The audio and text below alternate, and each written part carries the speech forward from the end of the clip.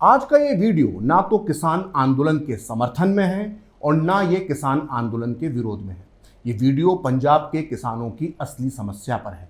ये वो 60 साल पुरानी समस्या है जिसने आज पंजाब के किसानों को सड़कों पर बैठने के लिए मजबूर कर दिया है। ये समस्या क्या है, इसे आप खुद पर अप्लाई करके समझ सकते हैं। अब मैं जो आपसे कहने वाला हूं उसे आप बहुत ध्यान से सुनिए। गेहूं के आटे से बनी रोटी तो आप सभी खाते होंगे, और अगर आप ये रोटी खाते हैं तो जाहिर है आप किराने की दुकान या किसी डिपार्टमेंटल स्टोर पर अपने लिए गेहूं या फिर पैकेट वाला आटा भी खरीदने जाते ही होंगे। लेकिन क्या आपने कभी ये ध्यान दिया है कि कोई भी दुकानदार आपको गेहूं या उससे बना पैकेट वाला आटा पंजाब के नाम से नहीं बेचता? कभी भी कोई भी दुकानदार आपसे ये नहीं कहता होगा कि साहब ये पंजाब का गेहूं है या फिर ये आटा पंजाब के गेहूं से बना है। अगली बार आप ध्यान दीजिएगा, दुकानदार आपसे यही कहता होगा कि साहब ये मध्य प्रदेश का गेहूं है, या फिर वो ये कहता होगा कि ये आटा मध्य प्रदेश के शरबती गेहूं से तैयार हुआ है। अगर आपको मेरी बात पर यकीन नहीं आ रहा तो आपको आटे के पैकेटों या उनके विज्ञापनों पर नजर दौड़ाना चाहिए। हर जगह लिखा होता है एमपी के शरबती गेहूं से तैयार आटा। मैं आपको ये उदाहरण ये बताने के लिए नहीं दे रहा हूं कि इस देश में सिर्फ एमपी में ही गेहूं होता है। पंजाब का किसान भी बहुत मेहनत करता है और बहुत बड़ी मात्रा में गेहूं उगाता है। पंजाब और मध्य प्रदेश का गेहूं उत्पादन करीब करीब बराबर है, लेकिन गेहूं उगाने वाला पंजाब का किसान आज धरने पर बैठा है और मध्य प्रदेश का किसान अपने खेत में मेहनत कर रहा है। दरअसल पंजाब के गेहूं की तुलना में एमपी या दूसरे राज्यों का गेहूं बहुत अच्छी क्वालिटी का होता है। पंजाब का गेहूं आज इस हालात में क्यों पहुंच गया, इसकी वजह है 60 साल पुराना वो दुष्चक्र जिसमें पंजाब के किसानों को फंसाकर आज उसे सड़क पर बैठने के लिए मजबूर कर दिया गया। पंजाब हरियाणा के किसान का दर्द क्या है, ये समझने के लिए आपको 60 साल पीछे यानी 60 के दशक में जाना होगा। ये वो दौर था जब भारत अपनी ज़रूरत का अनाज भी पैदा नहीं कर पाता था। देश को विदेशी अनाज पर निर्भर रहना पड़ता था। इसी दौर में शुरुआत हुई हरित क्रांति की, और इस हरित क्रांति को सफल बनाने के लिए चुना गया पंजाब और हरियाणा को। यहाँ की मिट्टी उपजाऊ थी, यहाँ पानी था, और यहाँ का किसान आज की तरह ही बहुत मेहनती था। पंजाब हरियाणा के किसानों ने ज़बरदस्त मेहनत की और देखते ही देखते उनकी मेहनत की बदौलत भारत अनाज उत्पादन में आत्मनिर्भर बन गया। यहाँ तक कि देश को जितनी ज़रूरत थी उससे कहीं ज़्यादा गेहूं और धान पंजाब और हरियाणा के मेहनतकश किसानों ने उगाकर इस देश को दे दिया। यही वजह है कि आज भी पूरा देश पंजाब और हरियाणा के किसानों को सम्मान की नज़र से देखता है, और उसे देखना भी चाहिए। लेकिन देश का पेट तो भर गया, लेकिन पंजाब के किसानों को इसकी बहुत बड़ी कीमत चुकानी पड़ी। ज़्यादा से ज़्यादा गेहूं और धान उगाने के दबाव या कुछ हद तक लालच में यहाँ के किसानों ने अंधाधुंध फर्टिलाइज़र और जहरीले कीटनाशकों का इस्तेमाल किया। और ऐसा नहीं है कि इसके लिए सिर्फ किसान दोषी हैं, बल्कि इसके लिए असली जिम्मेदार हैं सारी सरकारें, चाहे वो केंद्र की हो या राज्य की हो। किसी ने भी इन किसानों को ये समझाने की कोशिश नहीं की कि इसका अंजाम एक दिन कितना भयानक होगा। ज़रूरत से ज़्यादा फर्टिलाइज़र और कीटनाशक के इस्तेमाल से न केवल पंजाब के गेहूं की क्वालिटी खराब हो गई, बल्कि उनके खेतों की मिट्टी की गुणवत्ता भी एक तरह से बर्बाद हो गई। ऊपर से ज़मीन के अंदर का पानी जहरीला हो गया, वो अलग। पंजाब में जितना ज़्यादा कीटनाशक का इस्तेमाल होता है, इसे एक आंकड़े के जरिए समझा जा सकता है।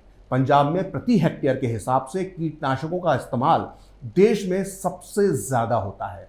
भारत सरकार के रासायनिक एवं उर्वरक मंत्रालय के साल 2016 और 17 के आंकड़ों के मुताबिक देश के कुल कृषि क्षेत्र का 1.5% पंजाब में है, लेकिन देश के कुल कीटनाशकों का 18% इस्तेमाल अकेले पंजाब में होता है।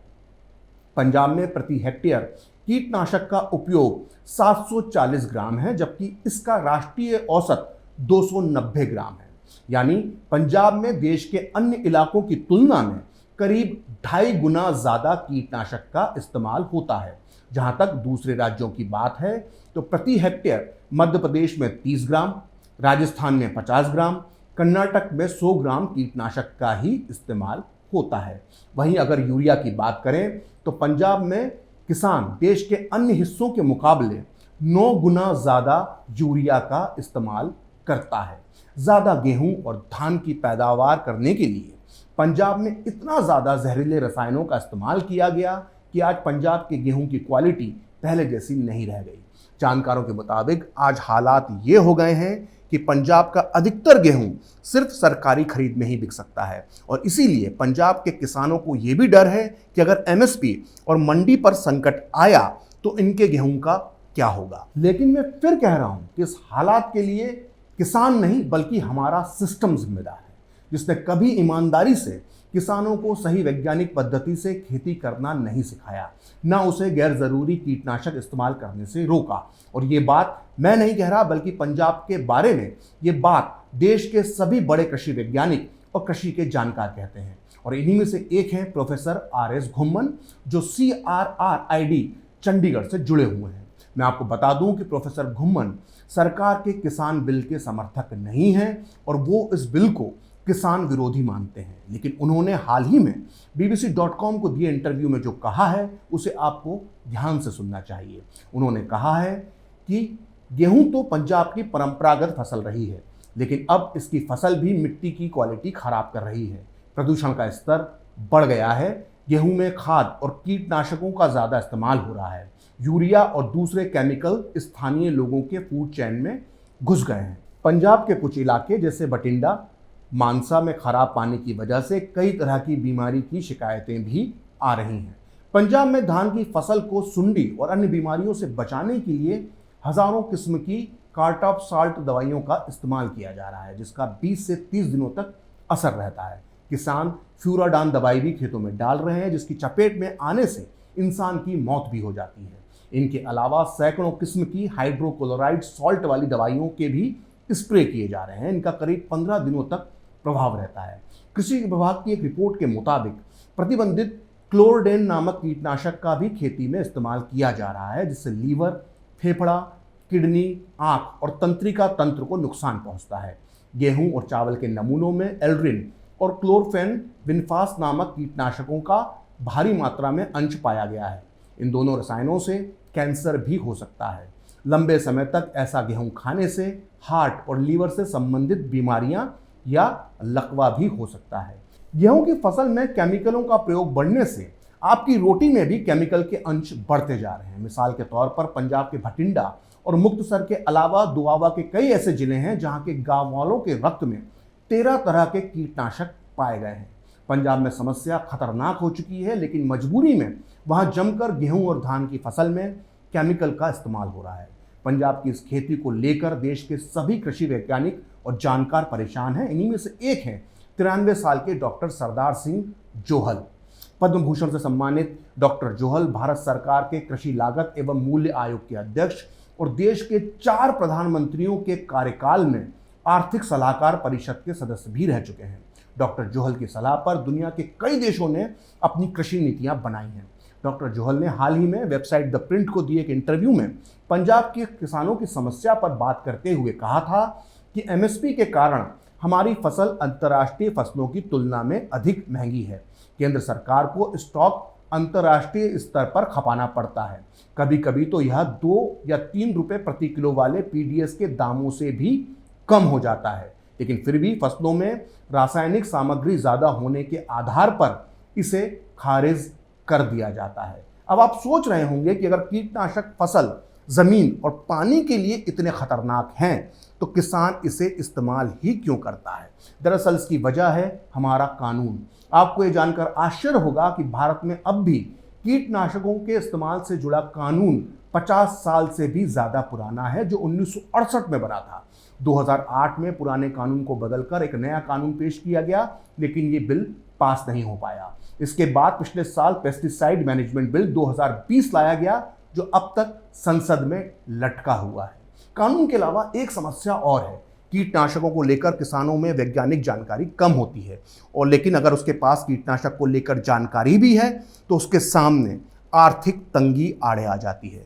छोटा किसान अक्सर दुकानदार से उधार पर कीटनाशक खरीदता है। जाहिर है, जब वो उधारी कर कोई चीज़ खरीदेगा तो दुकानदार की इच्छा से ही उसे कीटनाशक खरीदना होगा। कई मामलों में उसे वही कीटनाशक छिड़कना पड़ता है जो दुकानदार उसे उधारी में देता है या डीलर उसे थमा देता है। कई बार तो पेस्टिसाइड कंपनी के एजेंट ही किसानों को गलत जानकारी दे देते हैं, जिसका नतीजा आज ये हो रहा है कि पंजाब का किसान गेहूं के उत्पादन में पिछड़ता जा रहा है और मध्य प्रदेश जैसे दूसरे राज्य तेजी से आगे बढ़ रहे हैं। कृषि मंत्रालय की एक रिसर्च रिपोर्ट बताती है कि देश के 5 राज्य पंजाब, मध्य प्रदेश, हरियाणा, उत्तर प्रदेश और राजस्थान मिलकर देश का करीब 90% से ज़्यादा गेहूं पैदा करता है। जहां तक 2020 के आंकड़ों की बात है तो पंजाब और मध्य प्रदेश का गेहूं उत्पादन लगभग बराबर रहा और जिसमें मध्य प्रदेश के गेहूं की क्वालिटी के सामने पंजाब का गेहूं कमजोर था। इतना ही नहीं, जहां तक सरकारी खरीद की बात है तो मध्य प्रदेश ने यहां पंजाब को पीछे छोड़ दिया है। मई 2020 तक के उपलब्ध आंकड़ों के मुताबिक मध्य प्रदेश में इस बार रिकॉर्ड 1,27,67,628 मीट्रिक टन गेहूं किसानों से खरीदा गया। वहीं पंजाब में 1,27,67,473 मीट्रिक टन गेहूं खरीदा गया।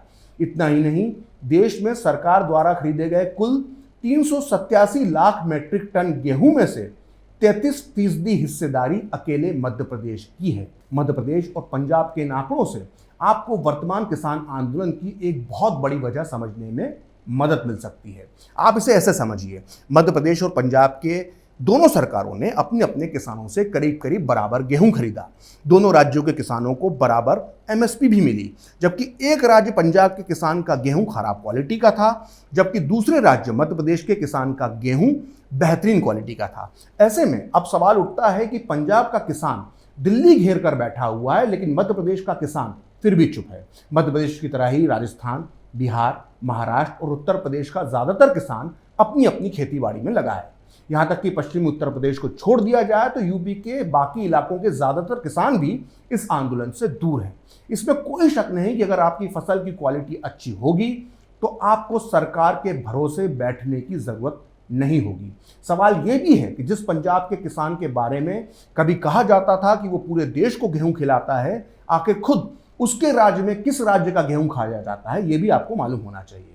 आपको जानकर यह आश्चर्य होगा कि गेहूं का इतना उत्पादन करने के बाद भी पंजाब में सबसे ज़्यादा मांग मध्य प्रदेश और राजस्थान के मारवाड़ में पैदा होने वाले गेहूं की है। दरअसल इस देश को जैविक खेती की बेहद ज़रूरी है। देश में कई राज्यों में सरकारें किसानों को जैविक खेती करने यानी ऑर्गेनिक फार्मिंग करने के लिए जोर दे रही हैं, लेकिन दुर्भाग्य से पंजाब इस मामले में भी बहुत पीछे है। Centre for science and environment की सितंबर 2020 में जारी की गई एक रिपोर्ट के मुताबिक मध्य प्रदेश जैविक खेती करके फसलों का उत्पादन करने में पहले नंबर पर है। इसके बाद राजस्थान एवं महाराष्ट्र का नंबर आता है। लेकिन आपको जानकर आश्चर्य होगा कि सबसे अधिक फसल उत्पादन करने वाले प्रदेशों में से एक पंजाब इस मामले में यानी जैविक खेती के मामले में 24वें नंबर पर आता है, जहां महज कुल 17 हेक्टेयर क्षेत्र में ही जैविक खेती यानी ऑर्गेनिक फार्मिंग की जाती है। सवाल ये नहीं है कि इस देश को गेहूं कौन खिला रहा है और कौन नहीं, क्योंकि इस देश का हर एक किसान इस देश के लिए अन्नदाता है, चाहे वो पंजाब का हो या फिर उत्तर प्रदेश का, चाहे वो महाराष्ट्र का हो या बंगाल का, चाहे वो राजस्थान का हो या फिर कर्नाटक का। लेकिन अपनी मांगों के लिए देश की राजधानी को हिंसक तरीके से रौंदना एक किसान का काम नहीं है। किसानों को अपनी उन्नति और देश की उन्नति के लिए खेती के आधुनिक और सही तरीके अपनाने होंगे और इसके लिए किसानों से कहीं ज़्यादा जिम्मेदारी केंद्र और राज्य सरकारों की बनती है। पंजाब का किसान अगर 60 के दशक में भूखे भारत का पेट भर सकता है तो वो आज भी इतना मादा रखता है कि एक बार फिर पंजाब की धरती को सोना उगलने वाली धरती बना सकता है। फिलहाल खरी बात प्रखर के साथ में इतना ही। आप चाहें तो मुझसे जुड़ने के लिए मेरे फेसबुक पेज प्रखरश्री 78 को लाइक कर सकते हैं और अगर ट्विटर पर आप मुझसे जुड़ना चाहते हैं तो मेरा ट्विटर हैंडल है प्रखरश्री 78। अगर आपको ये वीडियो पसंद आया तो इसे लाइक करें, शेयर करें और कैपिटल टीवी को सब्सक्राइब करें। नमस्कार।